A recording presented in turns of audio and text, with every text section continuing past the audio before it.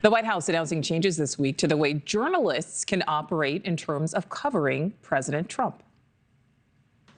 As you all know, for decades, a group of D.C.-based journalists, the White House Correspondents Association, has long dictated which journalists get to ask questions of the President of the United States in these most intimate spaces. Not anymore. I am proud to announce that we are going to give the power back to the people who read your papers, who watch your television shows, and who listen to your radio stations.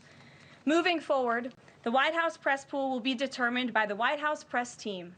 Legacy outlets who have participated in the press pool for decades will still be allowed to join, fear not, but we will also be offering the privilege to well-deserving outlets who have never been allowed to share in this awesome responsibility. Well, the White House Correspondents Association releasing a statement shortly after this new procedure was announced, saying in part, quote, "This move tears at the independence of a free press in the United States. In a free country, leaders must not be able to choose their own press corps." So this coming after the recent row between the White House and the Associated Press, whose reporters are currently banned from the Oval Office and Air Force One, after the global news agency decided to continue recognizing international waters bordered by the U.S. and Mexico as the Gulf of Mexico rather than the Gulf of America. So here now to weigh in, NewsNation media contributor and founding editor of Mediaite.com, Colby Hall. Colby, great to see you. I want to talk about these press pool changes. Talk about the significance of this change, and then more importantly, why the administration is likely doing this. Well, it's a classic Trump administration move, right? It's ginning up conflict, getting a fight with legacy media. Many legacy media isn't necessarily held in the highest esteem right now.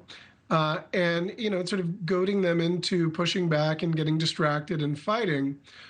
It's significant because it sets a very dangerous precedent, right? It's, again, let's say Kamala Harris had won the election, and she had, you know, sort of by fiat or decree said that, you know, only pro-Harris reporters would be allowed to cover her in the pool.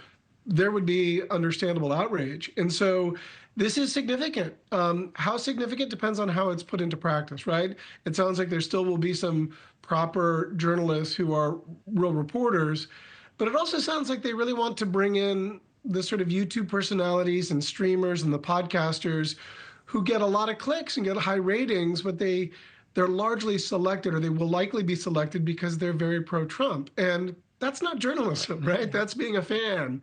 That's being sort of entertainment. And, you know, that's the point. But that's not journalistic standards. And so, you know, it's significant because I think it's a very, very slippery slope.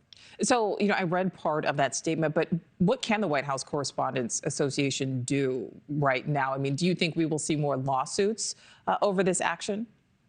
Yeah, I mean, I think that's all that they have. I mean, I know I reached out to Eugene Daniels, the president, and I'm close to also the, you know, an at-large board member of WHCA. They were caught completely shocked. They learned this during the press briefing, the clip of which we just saw. Now, again, this has been standard operating procedure for over a century, right? And it's never really been an issue by either Republican or Democratic presidents. And, you know, the White House Correspondents Association, it's largely a logistic thing, right? They picked reporters that have paid the fee, that have DC bureaus that cover the district, and there's lots of conservative-leaning or reporters from conservative-leaning outlets that are a part of the pool, whether it's Washington Examiner, Fox News, Newsmax, you know, New York Post. So this doesn't really solve a problem. There wasn't really a problem that was being solved here. Again, how it works out will remain to see. But I think, you know, this just will anger the White House, or rather the White House press, and a mad set of reporters probably serves the administration in terms of having this conflict and taking an eye off the ball. Thanks for watching. Go to joinnn.com to find NewsNation on your screen. And don't forget to click the red subscribe button below to get more of NewsNation's fact-driven, unbiased coverage.